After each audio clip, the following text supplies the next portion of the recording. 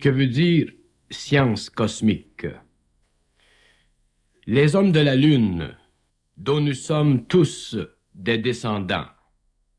Remarquez bien que je parle ici des cycles de vie invisibles de l'homme sur d'autres plans.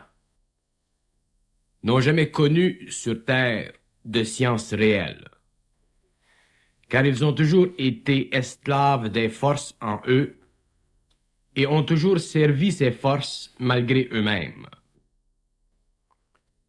Les quelques hommes qui ont apparu sur le globe pour intervenir n'étaient pas de cette souche maudite, mais d'une souche supérieure, dont l'origine est à l'extérieur du système solaire. Et ces hommes, de par leur courte présence sur Terre, ont servi à préparer l'humanité pour que plus tard, dans le temps, le voile puisse être déchiré devant leurs yeux effrayés, leur permettant pour la première fois de voir que le grand drame de l'humanité tirait à sa fin et qu'un âge nouveau introduisait sur le globe la prédestinée des fils du soleil, de ces fils qui n'ont pas mémoire du passé de l'homme, mais qui ont la science de ce passé. Et c'est à ce point que commencera sur Terre la science cosmique, c'est-à-dire la science de la mémoire, afin que serve pour des générations à venir l'énergie de la souffrance expérientielle de l'humanité. Car la science cosmique est l'application, dans un temps nouveau, de tout ce que l'humanité a souffert depuis les temps immémoriaux. C'est l'application dans une dimension nouvelle de tout ce qui a été vécu en expérience, mais jamais appliqué selon les lois de la matière de ces expériences. Autrement dit, la science cosmique sera l'harmonisation de toutes ces forces dites invisibles, qui ont par le passé servi à constituer sur le globe le mental, l'émotif, le vital et le physique. Et toutes ces forces seront utilisées par l'esprit libéré de l'homme afin de créer une nouvelle vie. Une vie non passive, mais une vie créative en utilisant les forces qui sont ou représentent la totalité des régions dites géographiques de l'invisible, Foral, Atrion, Rebka et Mithra. Et ces forces seront à la disposition de l'homme, car tel que l'homme en fut esclave pendant l'involution, elles seront dominées par lui et pour son bénéfice pendant l'évolution. Et cette période de grande activité nouvelle de science sur le globe.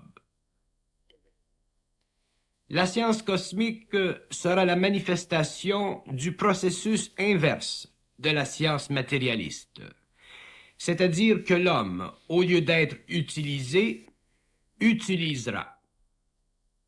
Et cette science renversera, à cause des conditions nouvelles de vie, la science d'aujourd'hui, qui sert les forces lunaires au détriment de l'homme, qui ne peut s'en rendre compte car il est totalement dominé par elle. Pour mieux comprendre le phénomène de la science future, il suffit de comprendre le phénomène du rêve. Lorsque l'homme rêve, il est dominé dans son expérience par des forces, et lorsqu'il est éveillé, il en est nourri sans s'en rendre compte. Or, la science cosmique dominera les forces qui dominent l'homme dans le rêve, et l'homme l'actualisera dans la matière, à l'éveil, de sorte que la science sera reine de la nature et l'homme en sera le maître, car il aura le pouvoir de contrôler la nature parce qu'il aura compris que la nature est inférieure à l'intelligence et que l'intelligence est supérieure à l'esprit de la force qui dirige les régions invisibles qui ont toujours dominé l'homme. Le cycle de domination du terrestre prendra fin avec la réorganisation électrique de son cerveau, de sorte que la science future ne sera plus obtenue par réflexion, mais par infusion, libérant ainsi une grande quantité d'énergie dans le cerveau de l'homme, ce qui lui permettra de comprendre, par équivalence plutôt que par comparaison. La science cosmique est une science de prévision, c'est-à-dire une science dont la perfection est hiérarchisée selon le pouvoir de l'intelligence des êtres qui la manifestent et la rendent possible. C'est une science de prévision, car la prévision scientifique fait partie du pouvoir de l'intelligence et de la grandeur de l'esprit qui la canalise. La science de demain poursuivra des buts qui ne conviennent pas à la science de la matière, car elle ouvrira les portes et poussera très loin les limites de l'espace matériel, de sorte que la matière telle que nous la connaissons ne sera pas pour l'être humain un attrait aussi puissant que jadis, et ce dernier brisera son lien avec elle en élevant son taux vibratoire et en le rendant indépendant d'elle. La matière, par le passé, a contribué au développement de l'homme inférieur, mais demain, elle ne représentera plus pour lui que l'état terminal de l'énergie. S'ouvrira en lui alors l'échelle cosmique de cette énergie, et l'homme la gravira jusqu'à ce qu'il en ait compris tous les secrets. Voilà un peu la science cosmique de demain. Cette science dite cosmique est une science de l'intelligence, des différents taux vibratoires des plans d'énergie. C'est une science qui ne réfléchit pas le temps et qui est totalement indépendante du temps, de sorte que les formes qu'elle crée sont dépourvues de matière électrique, rendant ainsi toute forme indépendante de la matière dense et électrique du monde matériel. L'avantage d'une telle science pour l'homme se perçoit dans la composition instantanée de la forme, sans qu'elle dût être d'abord ou au préalable conçue dans les régions géographiques des mondes invisibles qui ont depuis toujours dominé l'involution. Cette science, à cause de son caractère prétemporel, permettra à l'homme non pas seulement de construire un monde nouveau, mais un monde totalement sous son contrôle. Et c'est cette condition fondamentale qui donnera à la science de demain sa qualité majeure, celle de la perfection, car aucun modèle antérieur, sous l'empire des plans d'involution, ne pourra servir les intérêts d'intelligence inférieure à celle de l'homme, du surhomme. Finalement libéré de la temporalité de la science, l'homme créera selon ses besoins immédiats, plutôt que selon les lois progressives de l'involution, ce qui permettra à l'homme de demain d'atteindre de très hauts niveaux d'évolution scientifique très rapidement, car le contrôle sera sous son empire, et non l'empire d'intelligence inférieure et invisible, dont lui n'était que l'exécuteur matériel, terrestre et inconscient pendant l'évolution. La science cosmique permettra à l'homme de se servir des forces positives et négatives qui existent en tant qu'intelligence inférieure dans les régions invisibles et septentrionales de la galaxie, et de les joindre, de sorte que leurs effets accumulatifs et éventuellement nocifs seront neutralisés et utilisée pour le plus grand bien de la nouvelle civilisation. La civilisation qui supplantera celle d'aujourd'hui ne sera pas démocratique dans le sens que nous l'entendons. Elle sera spirituelle et universelle, mais dans un sens que l'homme ne réalisera qu'après le grand bouleversement. Et cet état nouveau de la conscience planétaire permettra à la science cosmique de renouveler les énergies de basse vibration qui auront été dispersées lors de ce grand bouleversement de fin de cycle.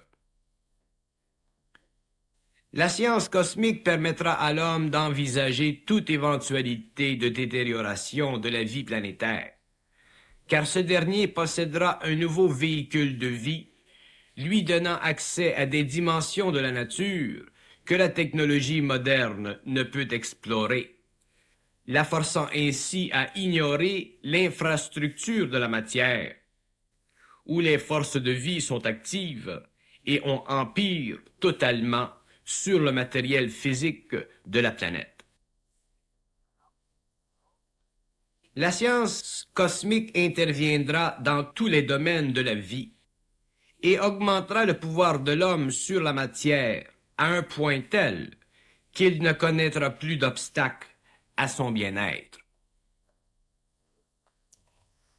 La science future de l'humanité adviendra lorsque le pouvoir sur la vie aura été transmis au globe par les forces de l'intelligence qui gouvernent des plans supérieurs et qui veillent à élargir la vision de l'homme vis-à-vis l'univers réel.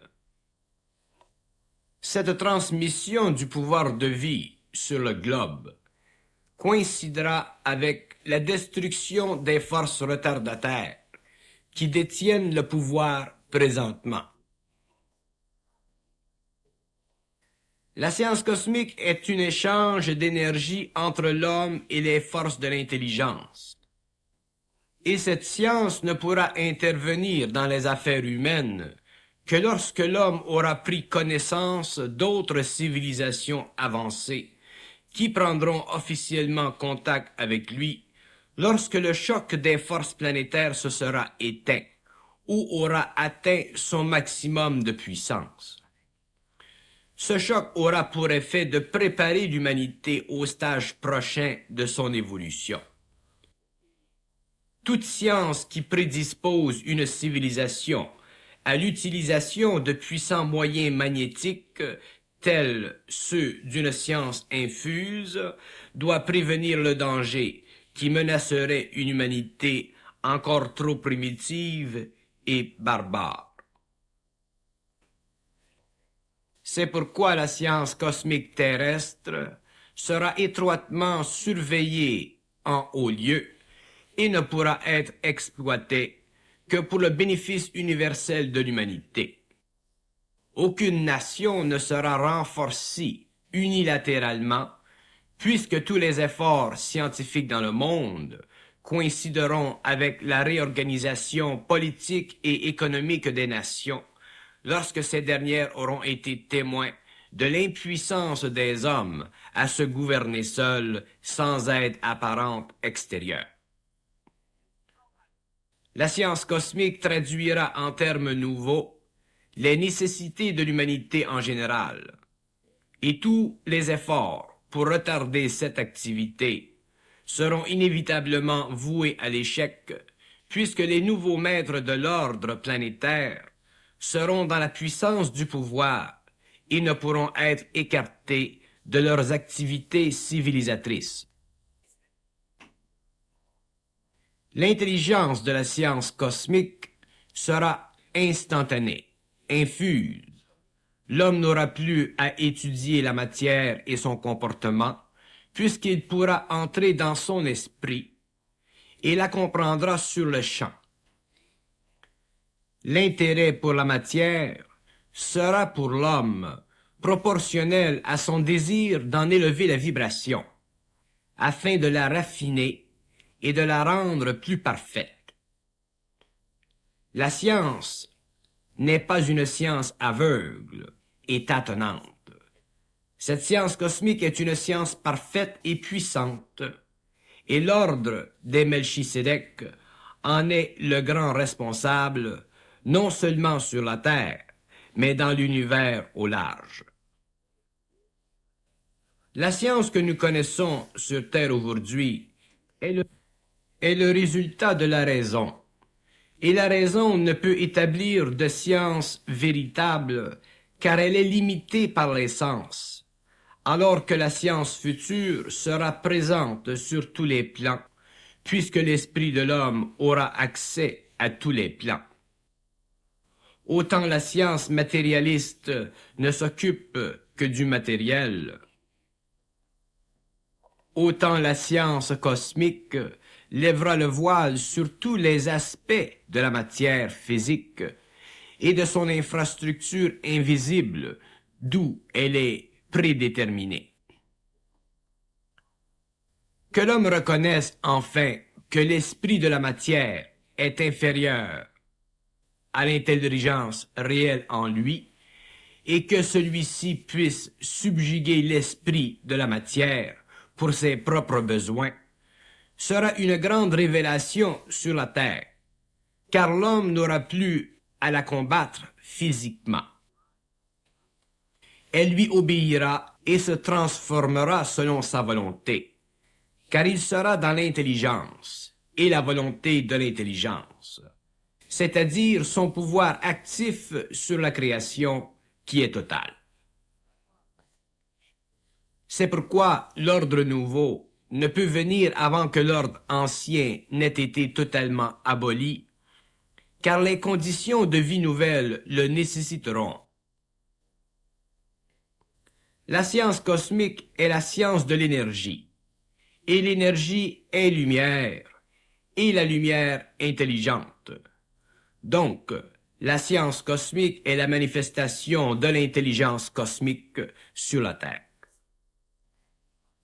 Autant la science matérialiste est sous le contrôle de l'ego inconscient, autant la science universelle est canalisée à travers l'homme conscient pour le bénéfice de l'ordre universel. L'homme n'a jamais vécu dans l'intelligence, car ses principes inférieurs devaient se développer. Aujourd'hui, l'homme commence son ascension et il connaîtra le monde éloigné des étoiles et toute la galaxie s'ouvrira à lui. La science cosmique permettra à l'homme de comprendre comment l'univers a été créé et pourquoi et sous quelles conditions. Il verra le passé et connaîtra l'avenir, mais vivra dans le présent de son esprit, et sa vie ne sera plus la même. De grands esprits par le passé ont voulu développer ou faire descendre sur le globe la science universelle. Leurs efforts soutenus n'ont apporté qu'une très faible lueur, car elle ne peut être donnée à la terre tant que la terre n'est pas prête à la recevoir. La terre en entier, et non seulement un individu parmi ces grandes populations.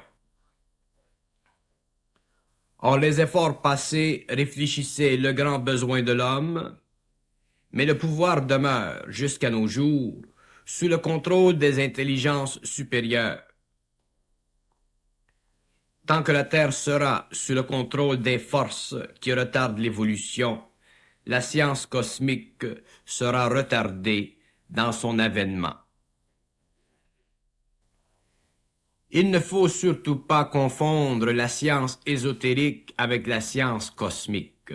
La science ésotérique est une philosophie de vie qui augmente dans l'homme sa vision spirituelle. Mais la science cosmique est l'application sur la Terre des lois créatives de l'intelligence et du pouvoir de l'intelligence. L'être spirituel qui œuvre à l'intérieur d'une science ésotérique, telle l'alchimie ou d'autres par exemple, transforme peu à peu son être sous le regard d'intelligence astrale, spirituelle ou maléfique selon le cas. L'homme de demain ne travaillera pas sous le regard d'intelligence astrale, inférieure ou spirituelle, mais sera lui-même dans l'intelligence. Et c'est pourquoi la science sera un outil de transformation mondiale et non une philosophie de transformation personnelle sous le couvert d'une science qui n'est en fait qu'un reflet spirituel d'une science intelligente et parfaite. L'homme ne peut avoir accès à la science cosmique tant qu'il ne peut traduire sa conscience psychologique en un champ de force. Et ce champ de force ne peut émaner d'une conscience humaine encore sous le contrôle du périsprit. Le voile doit être déchiré dans l'homme et son esprit libéré des forces planétaires en lui, qui l'ont assujetti à la matière et à son corps matériel. Son corps matériel doit être remplacé par un autre véhicule plus puissant et plus parfait, véhicule qui lui donne à volonté accès au monde de l'intelligence, d'où il tirera la science parfaite et totale.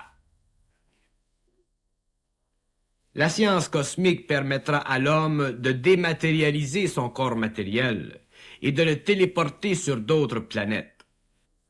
Cette activité lui permettra de rencontrer d'autres êtres et d'autres mondes faisant partie de la grande humanité interplanétaire, que les moyens rudimentaires de la science matérialiste ne peuvent connaître ou permettre de connaître. Le contact entre l'homme et les autres hommes et leur monde engendrera une communication fraternelle entre la Terre et ses mondes. Et l'homme se verra choyé par ces êtres qu'il apprendra à bien connaître. Mais le pouvoir supérieur de ces êtres devra être réalisé par l'homme à travers sa propre conscience en évolution. Et il devra reconnaître que son intelligence est sa clé d'évolution et que cette clé ne peut être perdue si l'homme vit dans l'énergie de l'intelligence. De sorte que les dangers de l'humanité future seront proportionnels à son évolution vers la fusion. Une humanité peut être spirituelle dans son ensemble, et quand même courir le danger de domination, non pas une domination dans son intelligence inférieure, mais une domination dans son esprit. C'est pourquoi la science future ne sera pour l'homme qu'un outil, pour mieux comprendre la vaste réalité des mondes avancés. Mais il demeure que l'homme devra être sur ses gardes, car la prochaine race devra donner naissance à une autre race, une septième, qui lui sera encore plus supérieure et qui le libérera pour toujours de sa faiblesse fondamentale, le corps matériel. Or, son corps matériel est le dernier lien de l'homme avec Mithra. Mais tant que l'homme n'aura pas été incorporé sur tous les plans, au rayon qui lui donne conscience, il devra chercher par tous les moyens la perfection de ceux qui sont dans l'intelligence et en comprennent les lois. Ce sont ces êtres qui surveillent l'évolution nouvelle de l'humanité et s'occupent de l'ordre sur la terre, sur le territoire terrestre. La terre ne doit pas être violée par ceux qui viennent d'ailleurs. Mais l'homme n'est pas encore suffisamment dans l'intelligence pour comprendre que le globe terrestre appartient à ceux qui ont le pouvoir. Et son pouvoir ne peut être agrandi qu'à la mesure de son intelligence en évolution. Autrement dit, plus l'homme entrera dans l'intelligence, dans l'énergie de l'intelligence, plus son pouvoir grandira pour le contrôle du territoire terrestre, et cette expérience sera nouvelle pour lui. Et de cette expérience, grandira en lui la compréhension des lois du pouvoir. L'homme recevra beaucoup d'aide de ceux qui veillent à la protection du territoire terrestre. Mais d'autres voudront interférer et l'homme devra les reconnaître. La science cosmique produira sur la Terre de grands chocs, car elle pénétrera la conscience planétaire à un rythme qu'il convient d'appeler bouleversant. Et cette pénétration confirmera que la Terre n'est plus sous le contrôle de l'homme, mais d'êtres supérieurs à lui. Et l'homme en général ne sera pas prêt. Et ceux qui seront prêts seront fixés dans la vibration de ces êtres, et il leur sera donné la clé de la grande cité, c'est-à-dire la vibration qui leur permettra d'entrer dans l'éthérique et de reconnaître la beauté inouïe de la Nouvelle Jérusalem. Et c'est de ce lieu fermé aux profanes que sera établi le règne nouveau et toutes les conditions qui en découleront.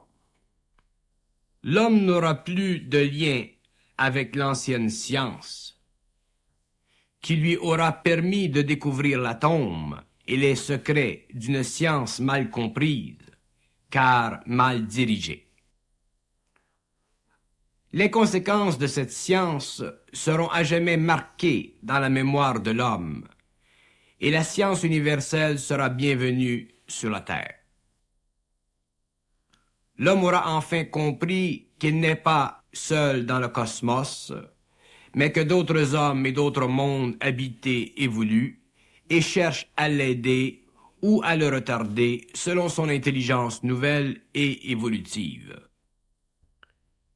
Certains secteurs de la Terre s'agiteront contre d'autres, car les hommes ne seront pas encore parfaits, et ces agitations forceront les surveillants du territoire à imposer des lois nouvelles qui seront nécessaires, mais pénibles, afin de sauvegarder la Terre contre l'empoisonnement éventuel d'une science nouvelle. Ceux qui voudront empoisonner la nouvelle science se verront restitués, c'est-à-dire qu'ils se verront rejetés de la société de l'homme nouveau et voués à errer dans les grands espaces défraîchis d'une planète qui anciennement avait succombé à la folie de la science. L'adaptation d'une science universelle à une planète primitive est toujours un grand risque pour ces populations, car les hommes n'ont pas tous atteint le même degré d'évolution. Ceux qui évolueront à l'intérieur de la grande cité, de la grande citadelle, seront en paix et vivront en paix. Mais les populations au large connaîtront des problèmes de différentes natures qui remettront constamment en question l'évolution de l'humanité. Autant la science cosmique aura libéré l'homme de la maladie et du travail ardu et mécanique, autant elle aura éveillé sa conscience du pouvoir.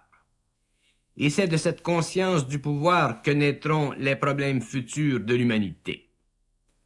Voilà pourquoi il est bon de savoir que la sixième race de l'homme évoluera sous la surveillance des immortels et que ceux qui seront non partagés dans leur conscience, dans leur intelligence, vivront heureux sous la protection de la lumière.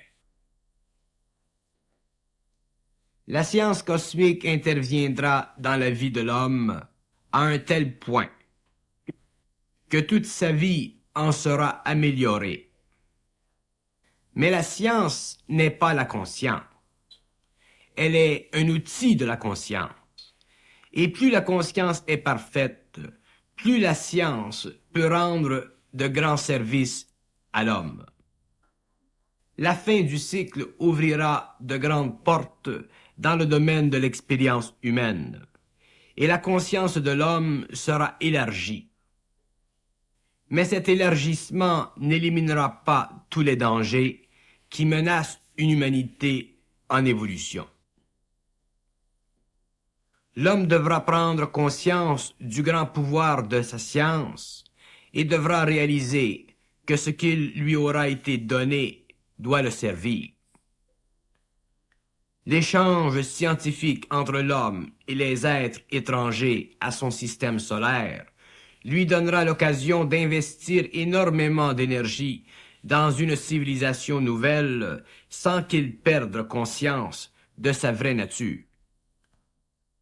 Et cette nouvelle dimension de lui-même lui permettra d'augmenter le pouvoir de la conscience sur la matière, de sorte que la civilisation future ne sera plus représentative de l'involution, sous aucun de ses aspects.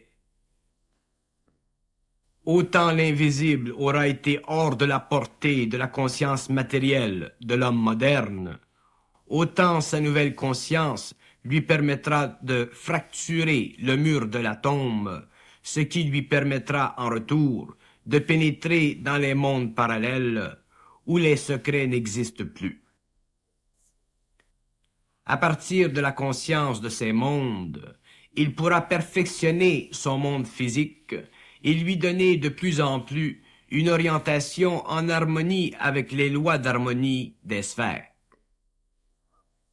La science cosmique ne sera donnée à l'homme que sous le regard des puissances et des hiérarchies. Son investiture nouvelle coïncidera avec le retour de ces puissances sur le globe terrestre. Mais l'homme, cette fois-ci, en sera informé à la mesure de son évolution et de son intelligence en puissance. La science cosmique est l'application sur le plan matériel d'une énergie dont la puissance est en harmonie avec la conscience créative de l'homme. Cette science est l'apogée de la conscientisation de la matière sous le pouvoir de l'esprit. Et toute science découlant de ce pouvoir ne peut servir que les intérêts réels de l'homme, sinon elle le détruit. L'homme est un être qui doit reconnaître des puissances au-delà de la matière, avant qu'il lui soit donné le pouvoir sur la matière, car son esprit serait incapable de se bien servir de cette science.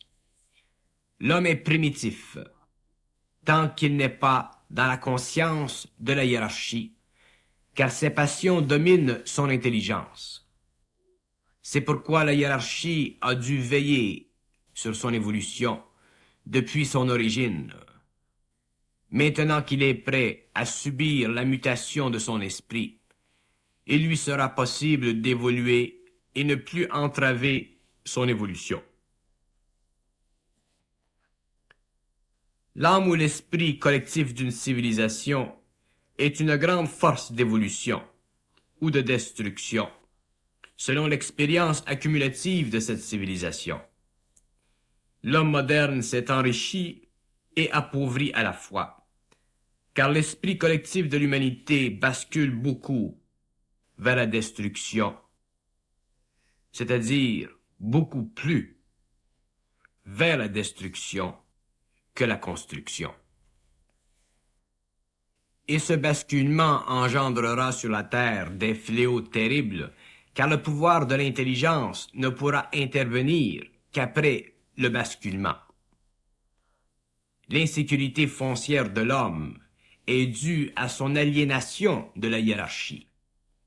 Et ce n'est que le bouleversement et les événements cosmiques qui l'accompagneront, qui remettront la vie de l'homme en perspective, et lui permettra de se servir d'une science dont le pouvoir élèvera la qualité de vie sur la terre entière. Tous les hommes ne pourront vivre des forces de vie nouvelles, car tous n'auront pas suffisamment de conscience. Mais tous les hommes bénéficieront des applications matérielles de la science cosmique. Après le basculement des forces planétaires, la conscience cosmique sera constamment mise en relief, car la conscience humaine sera imprégnée d'impressions qui seront expressivement une manifestation de la conscience nouvelle et de la vie nouvelle sur la planète. La science cosmique n'impliquera pas seulement l'homme, mais tous les royaumes du globe, et l'augmentation du pouvoir cosmique sur la Terre à travers l'homme introduira un âge nouveau à travers lequel l'échange entre planètes sera établi. Cet âge sera la manifestation de ce que l'homme moderne avait rêvé, mais n'avait pu rendre possible à cause du lien entre son intelligence et sa nature inférieure. La science cosmique sera la sœur de la science universelle. Exprimée dans le pouvoir de la création par les rayons ou ces grandes forces infinies et omniprésentes qui réfléchissent la perfection de toute l'intelligence, dont l'homme est un aspect inférieur, mais néanmoins de très grande importance. L'homme de demain, l'homme nouveau, représentera la vie scientifique, la vraie science, le vrai scientiste, celui qui comprend les lois de la nature, car il a été élevé dans son esprit, et son esprit connaît l'esprit des forces qui gèrent le monde visible et invisible. Cette science révélera à l'homme le pouvoir de l'esprit sur la matière. Il lui permettra de réaliser de première main pourquoi la science matérialiste n'était qu'un miroir confus de la réalité infrastructurale de la matière. Cette science non expérimentale relèvera du pouvoir de pénétration de l'homme derrière le monde de l'atome, dernier des vestiges de la réalité temporelle et de son pouvoir sur l'espace. L'atome demain sera reconnu comme étant la barrière entre le temps et l'espace, et cette barrière sera détruite. L'homme pourra alors voyager là où il lui plaît dans le cosmos, à quelque distance que ce soit, et son esprit grandira avec son déplacement, car il verra que l'univers est fait à l'image de ses pensées, et que plus ses pensées changeront, plus l'univers changera avec elles. Ayant reconnu le pouvoir de son esprit et apprivoisé son corps de désir, l'homme subira une perpétuelle élévation d'esprit, de sorte que le tempérament de la science cosmique réfléchira la nature évolutive de l'homme nouveau, et plus il s'engagera dans l'esprit, plus sa science cosmique altérera les formes de sa civilisation, et plus cette dernière, en retour, lui apportera des fruits qui conviennent à son esprit, dont l'intelligence sera le rapport entre le pouvoir de l'énergie et le pouvoir de la pensée humaine sur l'atome. L'atome sera désarçonné et découplé, et cessera d'être la prison ultime de l'énergie rayonnante de l'intelligence pure. Cette énergie sera libérée, et toute pensée créée sera concrétisée, car elle ne sera plus empêchée dans son activité matérielle par l'atome qui absorbe son énergie et refuse de la laisser se manifester selon les lois de l'intelligence créative, car l'atome est sous le contrôle des forces retardataires. Autant l'atome aura suggéré la frontière ultime de l'univers matériel, autant la pensée vibratoire et consciente se révélera comme le porteur final de l'intelligence et l'exécuteur ultime de la forme. La forme ne sera plus fixée, figée, par la composition magnétique et chimique des forces atomiques, mais par l'intelligence pure pénétrant l'esprit de l'homme et lui donnant le pouvoir de création. l'homme sera créateur, et l'atome deviendra un simple reflet, derrière lequel l'intelligence universelle agira sans arrêt, car l'homme, dont l'esprit aura été élevé au-delà de la vibration de son corps de désir, saura pourquoi tout ce qui fut créé le fut selon les lois du temps et les lois de l'espace. La science cosmique sera la science de l'esprit, l'intelligence de l'esprit de l'homme appliquée à sa planète, et cette science, son avènement, coïncidera avec l'âge d'or promis à l'homme par les anciens. La science cosmique permettra à l'humanité de reconstruire rapidement après la destruction qui sévira sur le globe à la fin du cycle. Elle ouvrira grandes les portes afin que l'humanité restante puisse retrouver l'aise et l'abondance qui aura été menacée, sinon réduit à rien, par les forces de destruction qu'engendrera le grand conflit mondial.